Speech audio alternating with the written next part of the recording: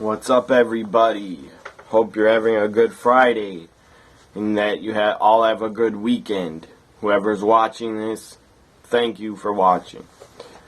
This video you're watching is the Year in Wrestling 1999 Part 1. I'll be talking about ECW Guilty as Charged 99 and ECW Living Dangerously 99. The first 3 months of 99, ECW had 2 pay-per-views. They put on 6 pay-per-views, and in 98 they put on I think 4 or something like that. I think 4 pay-per-views in 98.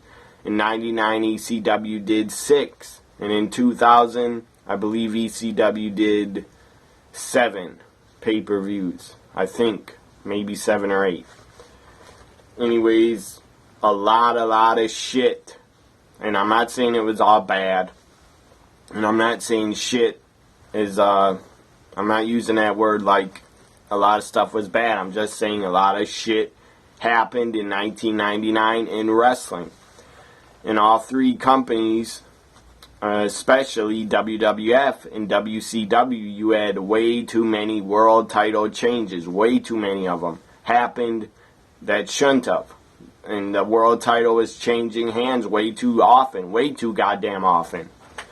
But whatever. It was 1999. It was the Attitude Era still.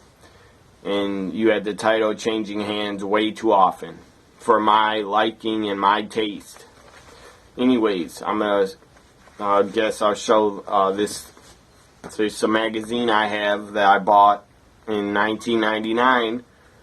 It says it was from July 99. It was called World of Wrestling magazine.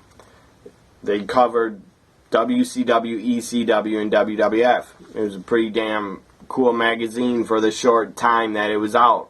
I think it was out from 99 to 2001, I think. I bought pretty many of them. Anyways, here it is, the WOW magazine. The Rock on the cover. It says right there, best of ECW, best of WCW, ECW, and WWF. That's what's in here. It has a lot of stories on WWF guys and ECW guys.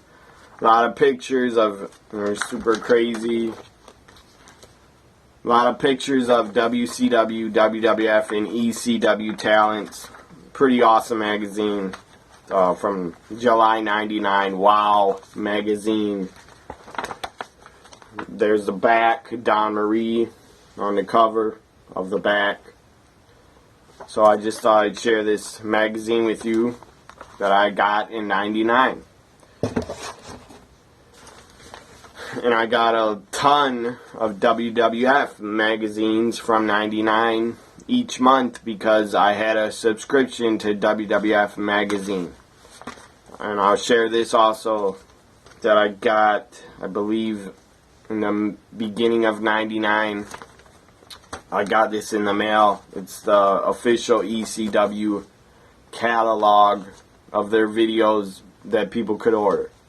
The cover's really messed up. That's why there's tape on it. It ripped. Cover got ripped. Pictures are in black and white. And the inside, they have the ECW t-shirts.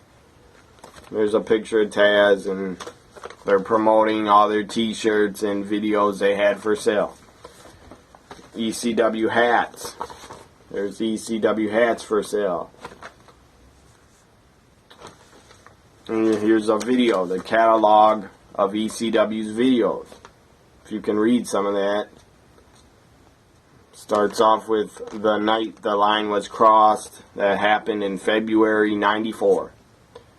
And it goes on and on and on. Other videos from 95. And it goes on to, starts with November to Remember. Right there. Goes all the way down to November to Remember 96. And I think there's even another page. Here's another page of all their events and videotapes that they put out in '97. Starts off with crossing the line again, and goes on and on and on, all the way down to crossing the line that happened in '99, crossing the line that happened on April 1st, '99. So when I got this catalog, this ECW catalog in the mail, I didn't order, or I might have ordered my first ECW pay-per-view already. That the first one I did order was ECW Living Dangerously '99. Anyways, the first ECW video I ordered through the catalog was Living Dangerously '98. It was 2 tapes that came in the mail and were delivered to me, a 2-tape set. So I was pretty excited about that. And after I ordered my first ECW pay-per-view and got my first ECW video in the mail, I was pretty much hooked, and I became a big fan and supporter of ECW. And after Living Dangerously '99, I would purchase each and every single one of their pay-per-views until they went out of business in January 2001. So now I'm going to start talking about Guilty as Charged. Took place January 10th, '99 from Florida. I believe it was even held in the arena that would tape and shoot the TV show American Gladiators. So that was where Guilty as Charged was from, the arena where American Gladiators was shot at. First match was Axel Rotten and Balls Mahoney defeating the Full-Blooded Italians, the FBI, and they defeated Danny, Doring, and Roadkill in a 3-way dance tag team match. Up next, Yoshihiro Tajiri making his ECW pay-per-view wrestling debut along with Super Crazy also making his ECW pay-per-view wrestling debut. And Tajiri and Super Crazy put on a great matchup. Both of them in the ring worked very well together. They both clicked. They both had charisma. And they both were great in the ring. And they were both really great rivals in the ring. And it started Guilty as Charged '99 throughout the entire year of 1999. Super Crazy and Tajiri would have many other matches, one-on-one, in triple threats, 3-way dances, and tag matches. They just had great matches together. So Tajiri defeats Super Crazy, and if you want to watch that match, if you have the network, WWE Network, check out Super Crazy versus Tajiri from Guilty as Charged '99. It's a great match, and it's not violent crap. There's nothing violent in it. They don't use any weapons. It's not what ECW was known for and became famous for, was the violence. It was not violence. It was a great wrestling match. A lot of mixes of different styles was in it, lucha libre and all that. Up next, Sid Vicious made his ECW debut. John Cronus was waiting in the ring for an opponent. You had Sid's manager, Judge Jeff Jones, come out on the microphone, bring Sid out. Or I think somebody brought Sid out. Anyway, Sid comes out. Crowd explodes. They're excited to see Sid in ECW. Sid in his style and his look, I thought it really fit well in ECW. The crowd loved him and he was super over. So Sid comes out, grabs Cronus by the throat, choke slams him and throws him over the top rope. He crashes through a table and explodes the table.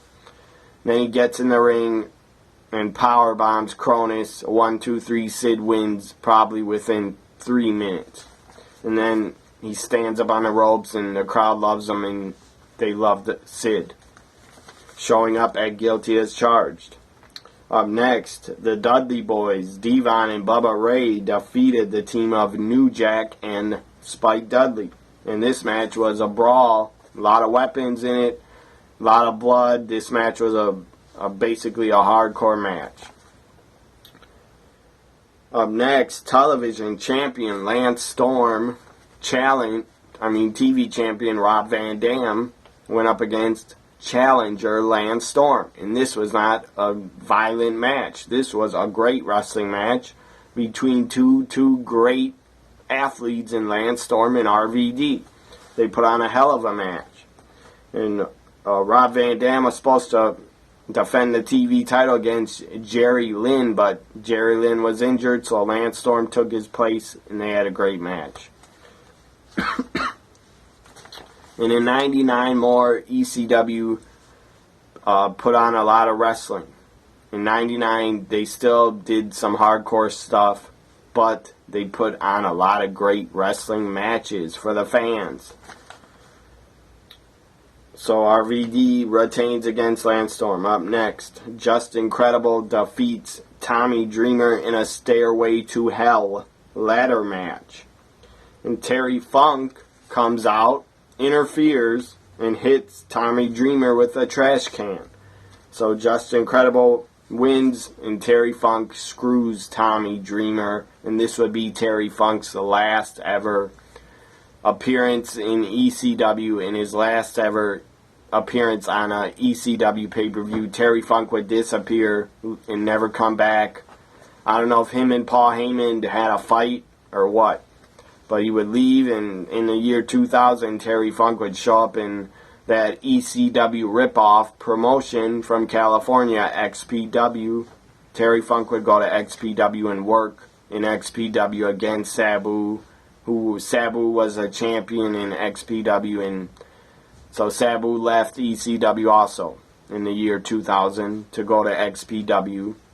And bottom line is, everybody that watched XPW, if anybody out there ever saw it, it was an obvious ECW ripoff promotion. They took all old ECW guys, they took all old ECW wrestlers, and they were ripping off ECW and trying to be like them, and they weren't as good. They didn't have as good wrestlers. XPW was crap compared to ECW. ECW did it right. They did it first, and they had wrestling. They had lucha libre. They had wrestling. They had, hardcore matches. They had great wrestling matches. XPW, I never saw a great wrestling match in XPW, and I've seen a lot of XPW. I never saw a great wrestling match in that company put on by anybody. Up next, after the Stairway to Hell match and Terry Funk screwed Tommy Dreamer and then Terry Funk was gone, you had Taz defeat the ECW World Champion Shane Douglas to win the ECW World title. This was great for Taz, and ECW was pushing him like crazy by giving him the world title. So Taz was a top guy now in ECW as the ECW World Champion. I was happy for Taz. I was a fan of Taz, and I was happy for him to win a world title. And Taz would hold the ECW title from January all the way until August. So he had a good run. Unlike in WWF and WCW, their world championships changed hands like every single month. Up next, now I'm going to talk about WCW Souled Out 99, which was a week after ECW Guilty as Charged. And if you could order 3 pay-per-views in 1 month, God bless you. I never did. I didn't have the money to do that. Souled Out took place on January 17th from Charleston, West Virginia, I think. First match, it was nothing special. Chris Benoit got a good pop. He had a lot of fans, but this match should have not been on pay-per-view. It was pointless to have on pay-per-view because Chris Benoit's opponent was a jobber and nobody cared about him. So this match should have been on WCW Saturday night. I don't know why they put it on Souled Out 99. Chris Benoit defeats Mike Enos by submission. Nobody gave a F. Up next, another match that was kind of boring. Norman Smiley defeated Chavo Guerrero Jr. by submission. I'm not saying Norman or Chavo are boring in the ring. I'm just saying the match was nothing special. Could have been on a Nitro. Shouldn't have been on a pay-per-view. Dave Finlay defeated Van Hammer. Again, I didn't care about this match. Bam Bam Bigelow defeated Wrath. Decent match. Two big guys. Both guys, Wrath and Bam Bam, were both really, they can move good in the ring for being so big. And I'm not saying Wrath was a big fat guy, because he wasn't. He was really in shape. He was Adam Bomb from the WWF. I'm just saying he was a big, tall guy, so he was a big man. And Bam Bam was one of the best big men in the business, along with Vader. He could really move in there. Yokozuna also. I can't leave Yokozuna out of there. From 93 to 96, Yokozuna was a great big man, but then he got too overweight. Up next, Lex Luger defeated Conan by submission.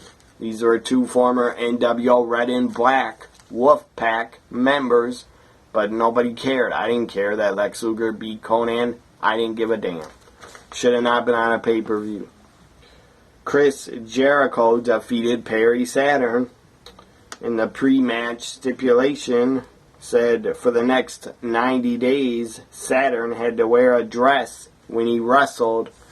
Kind of a stupid storyline, I thought, having Saturn wear a dress. It was just stupid and it was pointless and nobody cared that he was wearing a dress. It was dumb.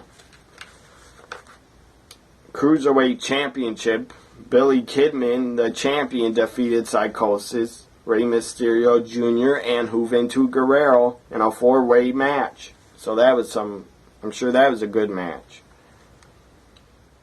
David Flair and Ric Flair teamed up for the first time ever. I believe this was David Flair's wrestling debut on pay-per-view, and he looked awful. He shouldn't have been in the ring. He wasn't ready. David Flair looked like he was 18 or 19 years old. He looked like he did not belong in there. And David Flair definitely did not belong in there with Ric Flair or Kurt Hennig or Barry Windham. And Barry Windham and Kurt Hennig were Ric Flair and David Flair's opponents. So I believe David Flair did not belong in the ring at Souled Out 99.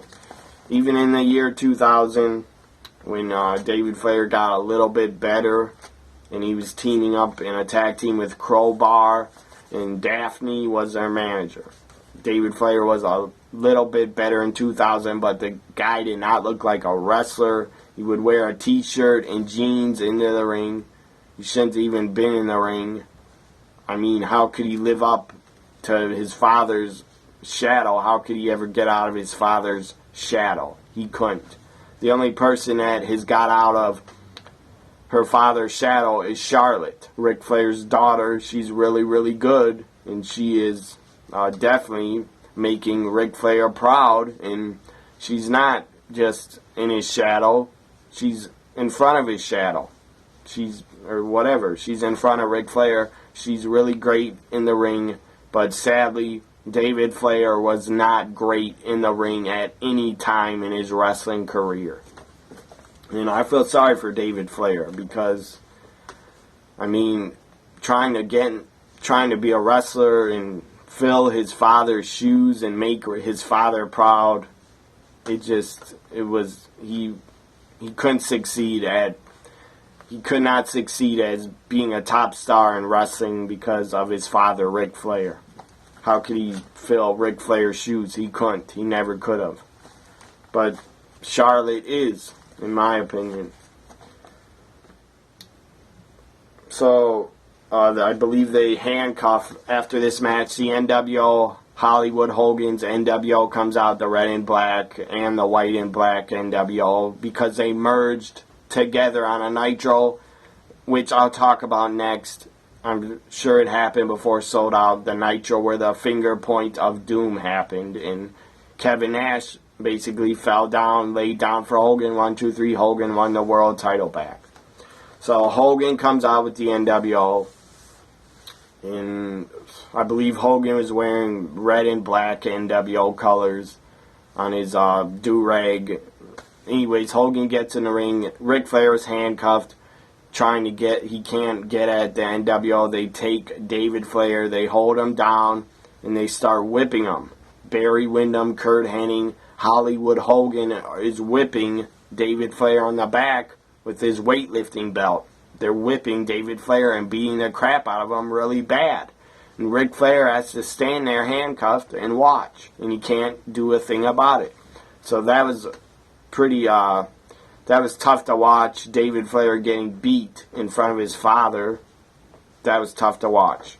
It was a good storytelling and good storyline by WCW to do that. To get heat on Hollywood Hogan, to set up Hollywood Hogan versus Ric Flair matches that they had at SuperBrawl 99 and Uncensored 99.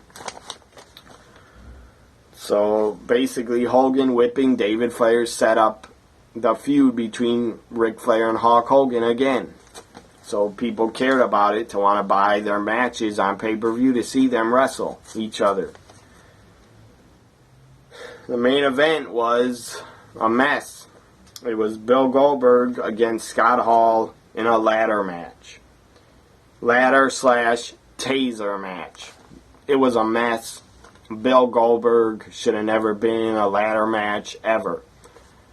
And Scott Hall, he shouldn't have really been in a ladder match either. Because I think he was having addiction problems by Souled Out 99.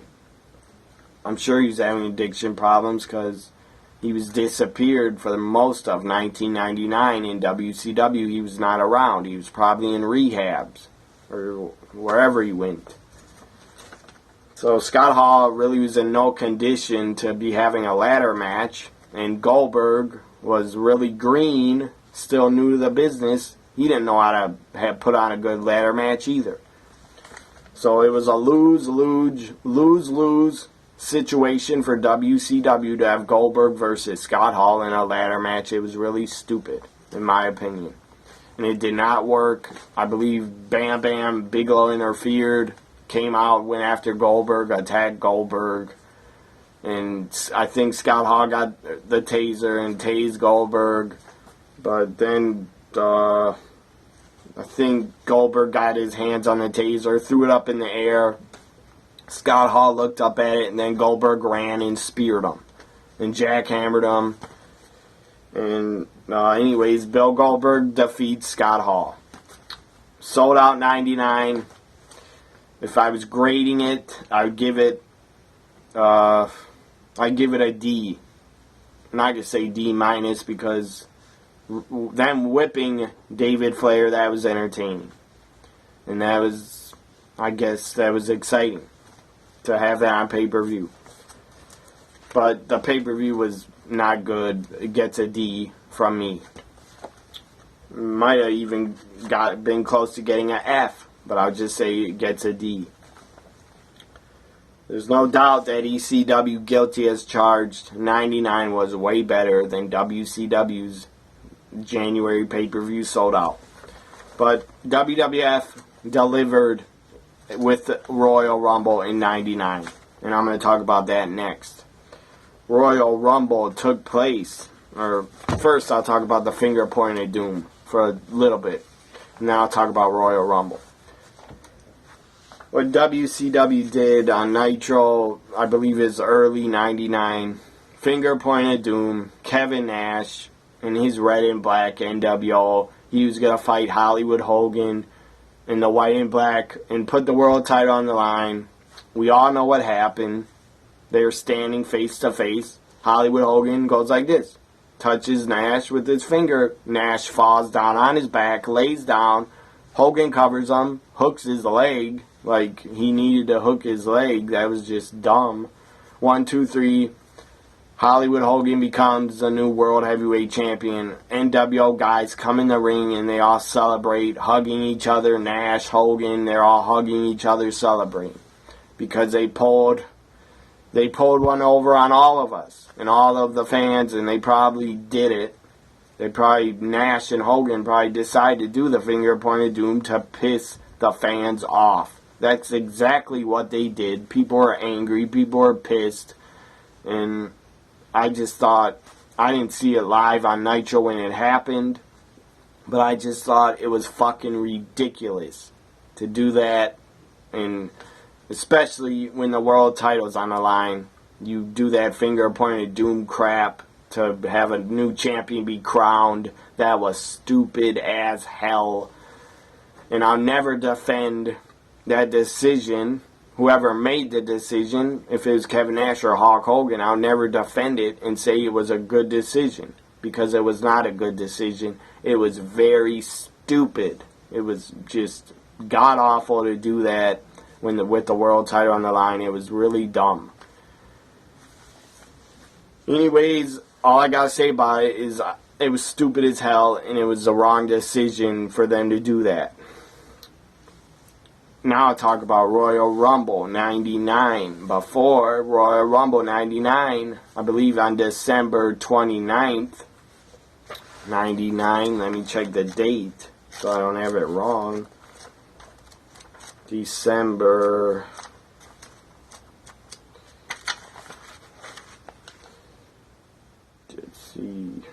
December 29th, 1998, on a live WCW Nitro. It was a Monday night, and Raw was taped. Nitro was not taped.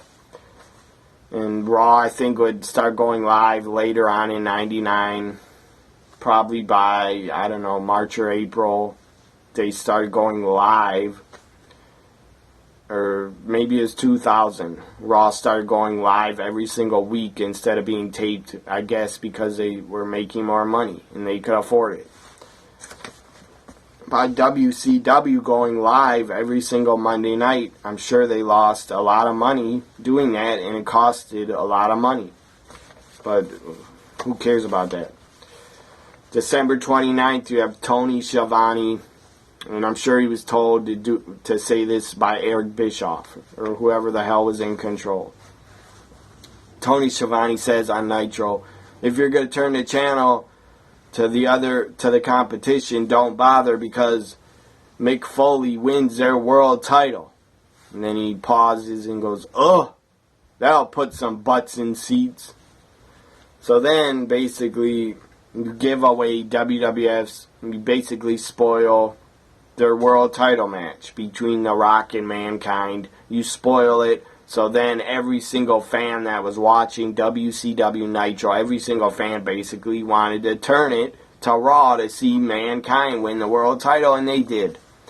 I think over 500,000 viewers, like 600,000 or something like that, turned it from Nitro to Raw to watch Mick Foley, Mankind, beat The Rock and win the WWF Championship for the first time in his career, and he deserved it. I mean, Mick Foley deserved it probably more than anybody did because of what he put his body through.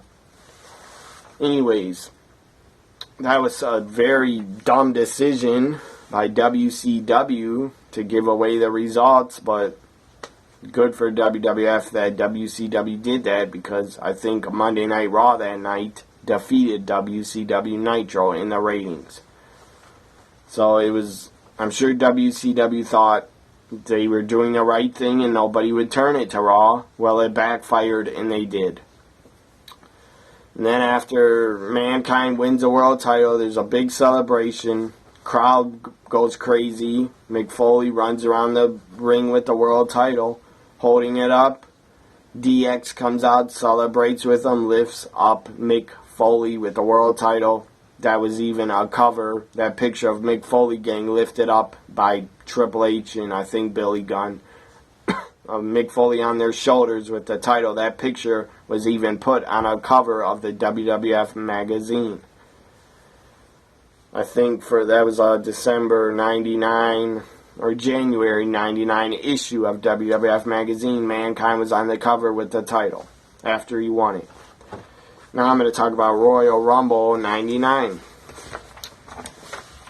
You had the first match Wasn't anything special. It was pretty boring. Big Boss Man defeats Hardcore Champion Road Dogg Jesse James in a non-title match. And when I see Road Dogg's name, all I can think of is what he said to Paige on Total Divas a couple days ago. He basically scolded Paige, talked down to her, and said, "You're on strike 2 already.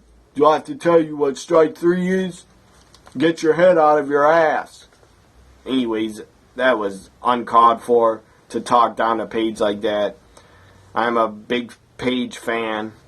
That I think what Road Dogg did was unnecessary, to basically talk down to Paige and to try to scare her like she's going to lose her job in WWE. I don't think Paige will ever lose her job unless she basically does something on Twitter and does something that's really, really controversial, or says something that's really controversial, or if Paige would get racist or say something like that, that's the only way WWE would fire her. Obviously, Paige is a top star for WWE, so they're not going to fire her just because she roughed up Cameron in the ring down in Florida at the Performance Center. So, here's to Road Dogg Jesse James for talking down to Paige like she was a nobody and a nothing in the company. That's what I think of you, Road Dogg, for talking down to Paige. It was uncalled for. Anyways, Intercontinental Champion Ken Shamrock up next defeated Billy Gunn by submission to retain the Intercontinental title, and they had came out with Ken Shamrock's sister in a storyline where Billy Gunn was basically saw Ryan Shamrock, Ken Shamrock, supposedly his sister. She wasn't his real sister, and she didn't even look like him. Anyways, Billy Gunn saw Ryan Shamrock in the crowd on a Raw, I think, and started pulling his shorts down and trying to show his ass to her because he was Mr. Ass. And I don't know why Billy Gunn did not win the Intercontinental Championship at Royal Rumble 99. He was supposed to win it, but something happened. He must have had heat on him or something. I don't know what happened. I don't know if he showed up late to the Royal Rumble pay-per-view or what, but he obviously had heat on him because he didn't win the Intercontinental title, and he was supposed to win it. So, and then Billy Gunn just stopped focusing on Ryan Shamrock, and then Val Venus got her in one of his videos that they put on Raw or something, where it was Val Venus basically in a porn movie where Ryan Shamrock was his co-star. And then Ken Shamrock saw that and absolutely exploded and went crazy and snapped and beat the crap out of Val Venus, going into St. Valentine's Day Massacre, where Val Venus would take on Ken Shamrock for the Intercontinental title. So Shamrock retains. And I really wanted Billy Gunn to win the Intercontinental title at Royal Rumble. When he did not, I was pretty angry, because I was a big Billy Gunn fan at the time. Up next, European Champion X-Pac defeated Gangrel. This was a pretty good match. I enjoyed it. Women's Champion Sable defeated Luna Vachon in a strap match. This was not a good match. It shouldn't have even been on pay-per-view. Sable shouldn't have been wrestling on pay-per-view. But whatever, she did. And she retains the women's title.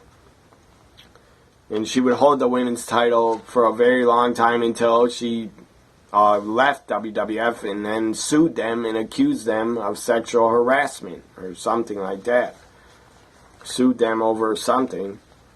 Then they took the women's title off Sable because she left the company. And it was not pretty how she left. I'm surprised that Vince brought her back in 2003. But Vince, you could say a lot of bad things about the man. He brings back a lot of talent that screwed him over the years. A lot of talent that screwed him, he brings them back because it's really best for business. I didn't really care that Sable was back in 2004 or 3. I didn't care about it. I wasn't excited. So I don't know how bringing Sable back was best for business, but I guess they brought her back because they wanted her to pose in Playboy with Tori Wilson, and she did.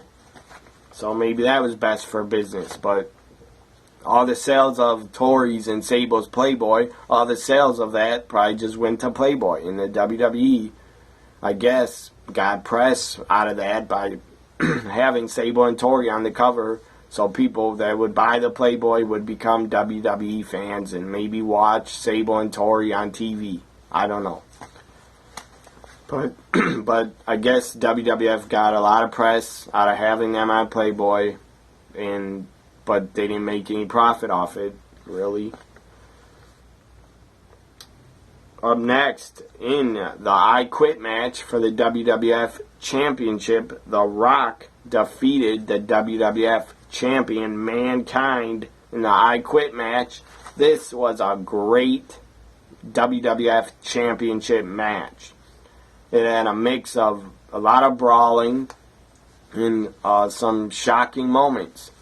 You had Mankind fall off a balcony onto like a transformer or something that basically gave electricity to the arena and kept the lights on. Mankind falls off the balcony on top of it, bounces off this giant metal thing. He bounces off of it, falls to the floor, and then sparks explode, and the thing explodes. Well, I'm sure it was set up, and the lights did not really go out in the arena. The WWE just shut the lights off. But anyways, the thing explodes, sparks come out, crowd loved it. It was a crazy spot, and Mankind, Mick Foley, was known for doing those crazy spots. His craziest, no doubt, was his Hell in a Cell fall. So the lights go out in the arena when the thing explodes. Then they have the lights go out like they're having issues because of Mick Foley landing on that thing. So then, controversial ending, Mick Foley gets beaten and hit with the chair like 15 or 14 times. Gets beaten with a steel chair by The Rock. And Mick Foley does not quit. He's handcuffed. And he still won't say, "I quit." So Rock beats him some more with the chair. And does a people's elbow onto Mick Foley's head with the chair, I believe, on top of his head. So he beats the crap out of him with the steel chair. I think 13 times he hit him, or 14 times. I'm sure he suffered a couple concussions. It was out of control because it was the Attitude Era. The Rock didn't need to hit him so many times with the chair, but it happened. It's part of history. So then, the controversial finish was Mankind was laid out, unconscious, on the entranceway. He was laid out on the floor. He's bleeding. There was a puddle of blood under his head. And Rock has a mic, says, "You're gonna say I quit, you son of a bitch." Or he said something like that. I don't know if he called him a son of a bitch, but I think he did. And then he puts a microphone in Mankind's mouth, and he obviously did not say I quit. His mouth didn't even move. It was a recording of Mankind with the mic by his mouth. It was a recording of Mankind saying, "I quit, I quit, I quit." And then the bell rings and the referee gives the decision to The Rock and the WWF Championship. So The Rock, after losing the title on December 29th, then The Rock beats Mankind on January 24th. So Mankind did not even hold the title for a month. That's what I'm talking about, how WCW and WWF both did way too many world title changes in their companies. Way too many in 99. And then they would have a halftime heat. Halftime of the Super Bowl in 99 on Sunday Night Heat. It was an empty arena match. It was a great match. Wasn't much wrestling, but it was a great brawl. They went up the stairs of the arena. They brawled in the back of the arena. They went through catering where all this food was, threw food on each other. They went in, I believe, in a kitchen. The Rock put Mankind's hands and burned his hands in an oven. And they went in a freaking office, somebody's office. The phone rings. The Rock picks it up, kicks Mick Foley, who's laying on the ground, picks up the phone, says, "SmackDown Hotel, or Rock here," or something like that. Funny stuff from The Rock. And then he continues beating on Mankind, and they go out to like a parking lot or something. Mankind gets a forklift, drops the forklift down on The Rock's chest so he can't get up. And then Mick Foley sits on the forklift, pins The Rock 1, 2, 3. Mankind becomes a WWF champion for the second time in like 2 months. So Rock did not hold the title very long at all after the Royal Rumble. And then after halftime heat and Mick Foley wins the WWF Championship back, The Rock would defeat him again at the next pay-per-view to win the title back. But Mankind and The Rock, their matches in '99 were great. They were really memorable, and I enjoyed them. And the winner of the Royal Rumble, Stone Cold Steve Austin's in it. I'm sure a lot of fans thought he was going to win the Royal Rumble. Well, he did not, because Vince McMahon, Stone Cold got distracted at the end of it. And then Vince McMahon grabs Stone Cold, throws him over the top rope to win the 1999 Royal Rumble match. Mr. McMahon wins the Royal Rumble match. Really did nothing for WWF to have Vince win it, but whatever. He won it because he was a boss, and he was trying to screw Stone Cold out of winning the Royal Rumble so Stone Cold would not go to WrestleMania 15 to get the title shot. Well, Stone Cold got the title shot anyways because he was put in a steel cage match by the commissioner, Shawn Michaels at the time. Put Stone Cold in a steel cage with Mr. McMahon at St. Valentine's Day Massacre. If Stone Cold won, he would go to WrestleMania and get the title shot, and he did win. So that was Royal Rumble '99. I thought it was a very good pay-per-view put on by the WWF. Up next, I'll talk about CW.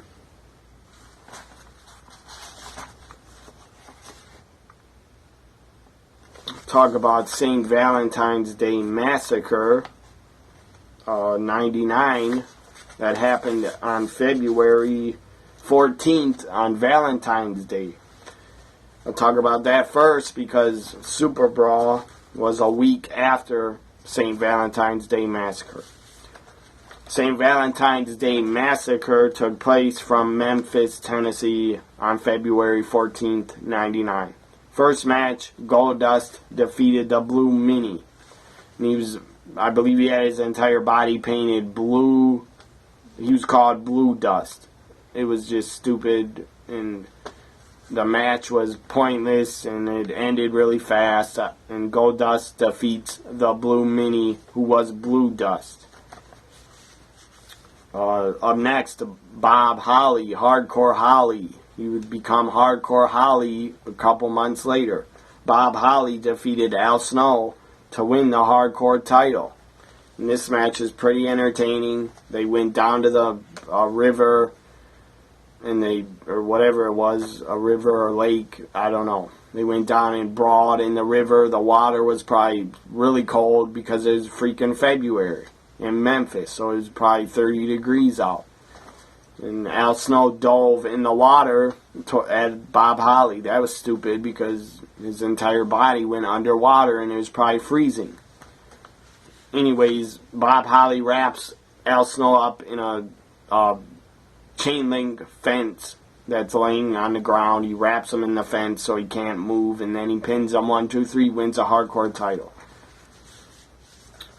In the hardcore matches in '99 for the hardcore title in the WWF, they were pretty damn entertaining. And Al Snow was in a lot of them because he's probably like a 15-time hardcore champion because the title changed hands so many damn times. So Al Snow was in a lot of matches for the hardcore title in '99 against Hardcore Holly and Big Boss Man, and the matches were entertaining. Up next, Big Boss Man defeated Minion, who was part of the Ministry of Darkness with The Undertaker. Up next, World Tag Team Championships on the line. Owen Hart and Jeff Jarrett defeat the team of D'Lo Brown and Mark Henry. Val Venus defeats Intercontinental Champion Ken Shamrock to win the Intercontinental title. And the referee was Billy Gunn, and Billy Gunn made a fast count and screwed Ken Shamrock. Up next, Chyna and Kane defeated the team of Triple H and X-Pac. That was pretty entertaining. That was a good match. World Champion, WWF Champion, Mankind defeated, or whatever. They wrestled to a draw when The Rock, in the last man standing match, neither man could answer to the 10 count. So both men were taken away by ambulances after the match. So I guess Mankind retains. I thought he lost it. But now I remember they both couldn't answer the 10 count. So it was a draw. Stone Cold Steve Austin in the main event. Stone Cold Steve Austin defeats Mr. McMahon in a steel cage. And this match was crazy. The crowd was really into it. And I was really into it at the time. I wanted Stone Cold to beat the crap out of Vince. And he did. Vince got the hell beaten out of him. He bladed, cut himself, started bleeding. Stone Cold was going to leave the cage out the door.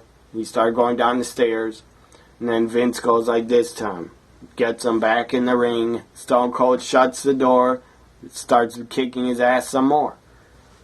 And before that, I think Vince, when he was standing on top of the cage with Stone Cold and they were brawling, Stone Cold hit his head off the cage, and Vince basically jumps backwards. He jumps backwards off the top of the cage almost, and he goes through the Spanish announce table and breaks his, I believe he broke his collarbone on that fall. And if you watch that fall, it's brutal.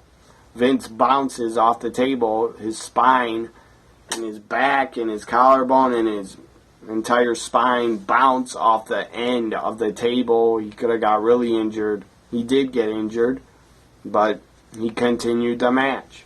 Because that's what you got to do when you're a wrestler. If you get injured, you got to continue.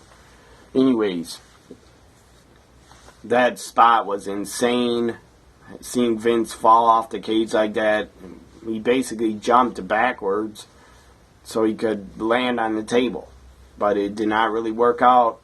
Vince would have been a trained wrestler for years and years. I think he would have went through the table no problem. And he wouldn't have got injured. But he wasn't really that trained.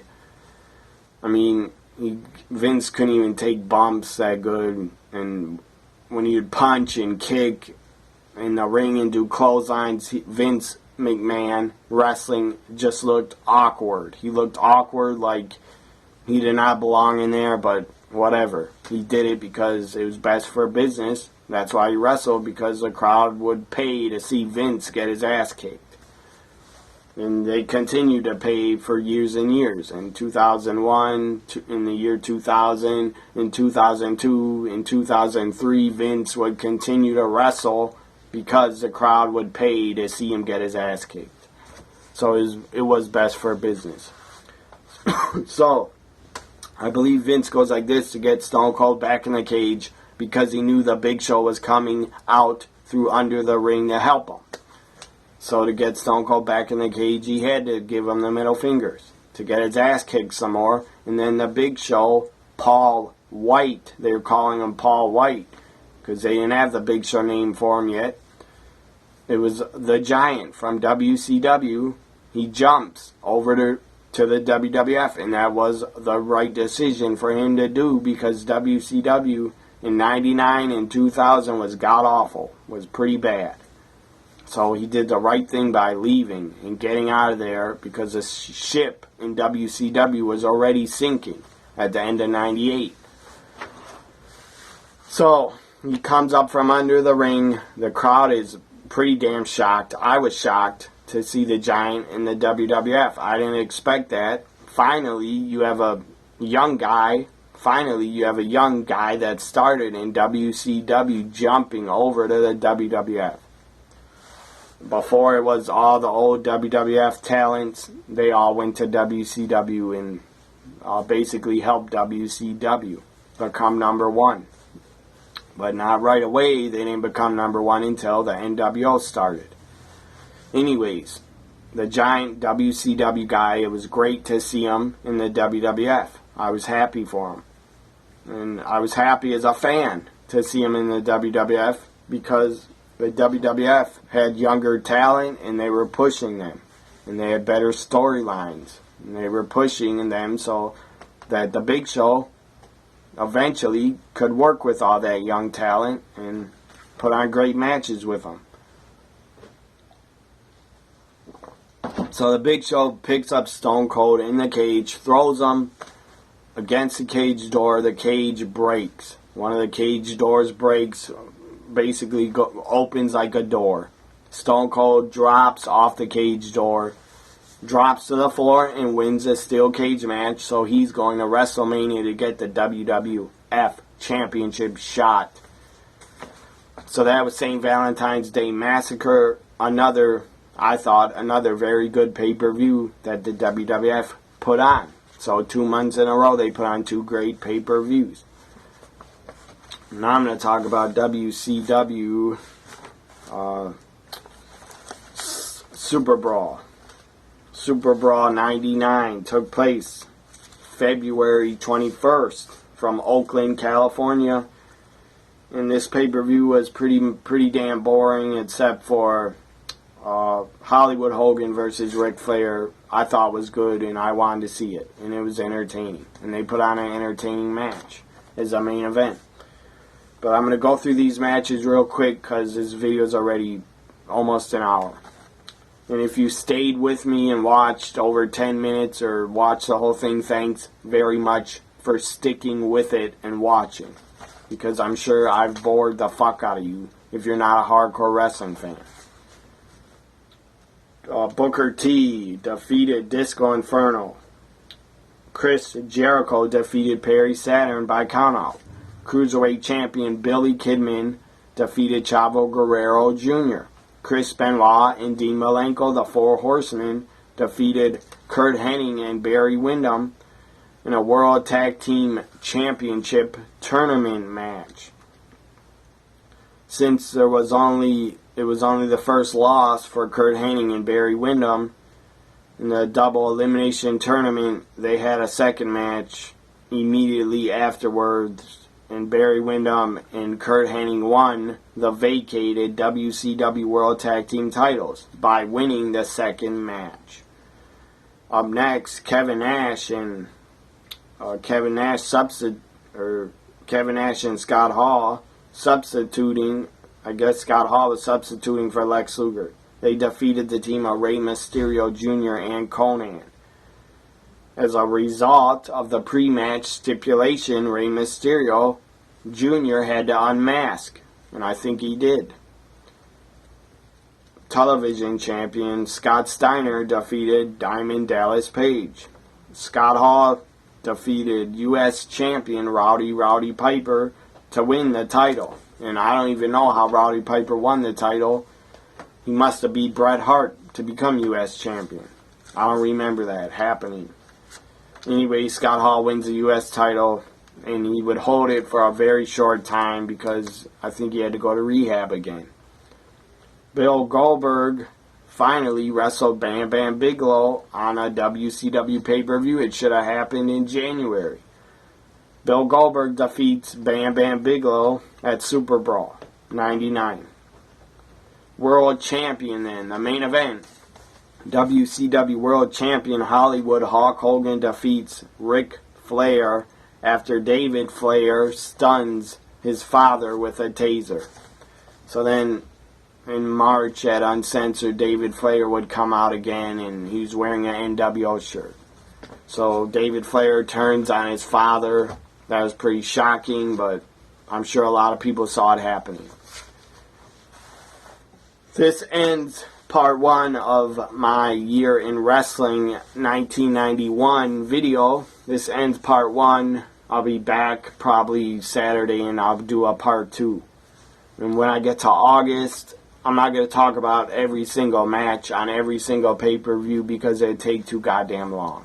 So when I get to August, I'm going to just talk about the main events and the main matches that I enjoyed and that happened on the pay-per-views from August until the end of 99. And then in 2000 up until 2015, I'm not going to talk about every single pay-per-view and every single match. I'm just not.